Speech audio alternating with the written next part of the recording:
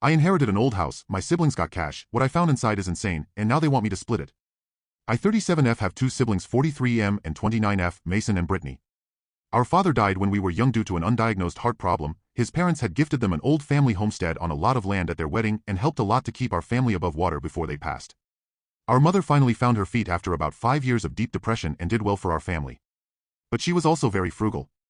We had good clothing but no fancy vacations. Our mother had ignored signs of bad health for years. Even when we tried to get her to go see someone for it, she passed away recently due to late-stage cancer, leaving us with a lot. My siblings each got more than $150,000 in money, sentimental but expensive items, and furniture. I did not get the money. I received the house, the land and some items. The house and land, which had been sold off bit by bit over the years due to Mom's declining health and inability to properly tend to it, is worth far below the $150,000 my siblings received. I had moved in with Mother near her end, and it really was only supposed to be temporary as I believed the house would be sold after her passing and the money split 3 ways. I already had a plan to roommate with a friend and her family after Mom's death to make that process go more smoothly. Most of my stuff has been sitting in storage for almost a year. As the only one who worked from home, I could watch the home health workers and nurses to make sure they were being kind, doing their jobs, and not stealing. Mostly, it was to make sure they treated my mother with respect and kindness, but my brother did worry about someone walking off with her wedding ring since she was so attached to it. We all agreed for it to be placed in with her ashes. So I made a little setup and took care of her. My siblings came by frequently, 3 to 6 times a week each of them. Mason had 2 kids and Brittany only has 1, but they visited as well, though not as much near the end because it was hard for them. So in the weeks leading up to her death, my mother had me pack up what items went to who in large boxes and set them off to the side. My siblings hated me doing this but understood it was what she wanted. The will was read, they checked their boxes to make sure my mom didn't miss anything when telling me to pack, and they left me to my house. Weeks passed and I finally felt like I could start doing things to the house. Now, I did say the house was dingy. It's not worth $150,000, but the housing market is crazy, so I thought it was a bit of a luck. It needs repairs, the roof, the chimney, the water heater, some pipes, the doors and windows for heating purposes, and everything inside is so darkly painted or made of wood that just sucks out all of the light. I immediately had people checking the roof, the chimney and the water heater. My siblings offered to lend me the money, but I declined as I had been saving for a while to buy an apartment or something small since it is only me. I could also rent rooms for the local college students to get some of that money back. I picked out paints for different rooms but decided to leave the wood flooring. As I started going through everything in the house, which had specifically been left to me as stated in the will, I began finding things. Money in books, and there are so many books. Money taped under beds, money folded into the fancy sheets, money hidden in the teapot and cups that has been passed down in the family which we had never been allowed to touch in fear we might break them. I found jewelry in different boxes, hidden in the attic, the vents and sock drawers. Some of it was so gaudy it had to be costume, but I put it all together, thank goodness I did, and took it to be appraised. The worth of the jewelry is nearly half of what my siblings got, even the would-be costume jewelry is worth something. Even now, I'm still finding things.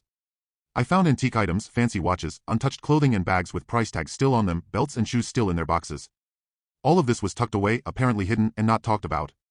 Some of the clothing still had receipts, and since neither I nor my sister can wear them I took them back to see if I could get the refunds or started selling them online, since, again, everything left in the house was specifically left to me.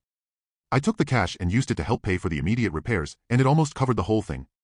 I looked through the jewelry and kept what I liked, which was very little as I am not into that sort of thing, and put aside some for my sister and my brother's daughter.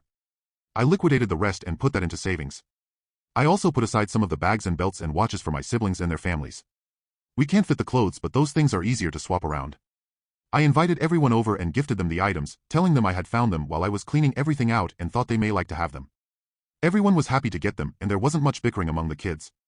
They asked what else I found and I explained the jewelry I kept and the clothing I was selling off. My brother got a weird look on his face and asked if I had found any money. I told him I had, but tried to downplay it as mostly change and loose bills. He asked to see the money and I grabbed a giant water refill container I had started storing all the coins in. He told me that was a lot of coins and asked if I was going to use it for the laundry mat since I left them all loose. I rolled my eyes because I have a washer/dryer set. I told him there was no point in cashing them in until I cleaned the whole house. He told me to let them know so we could all split that and the money I got from selling the clothing.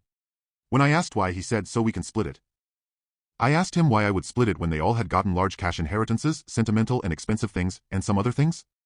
I literally got the house, the problems, the cleanup and the nice things I did find that I thought they might like, I handed over without being asked to.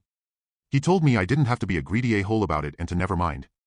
My sister gave me the side eye but didn't say anything. But I feel guilty for misleading how much I had actually found, even though it was all put towards making the house better. To be clear, all of my mother's debts were paid and she had money set aside for the funeral service and cremation. Update. My house still feels weird saying this, already had outside cameras due to when I moved in and installed them. But I did go and add more to the property line, inside the house in key spots, and around the garage. I also put up no trespassing signs while I look through companies that do proper fences. The property is just small enough I can swing the fence. I did change the locks as soon as I read the advice to do so. I hadn't thought about that since I work from home. Mom also kept a spare hidden in a plant because my sister used to lose everything constantly, so I made sure to remove it and not replace it with the new one. It's a good thing I did all of this because 2 days after my initial post, I had to run into town for groceries and a few quick errands. I live on the outskirts with neighbors a bit of a distance either way, so they wouldn't notice anyone stopping by. I got a notification on my phone about movement and I checked because I wasn't expecting any packages.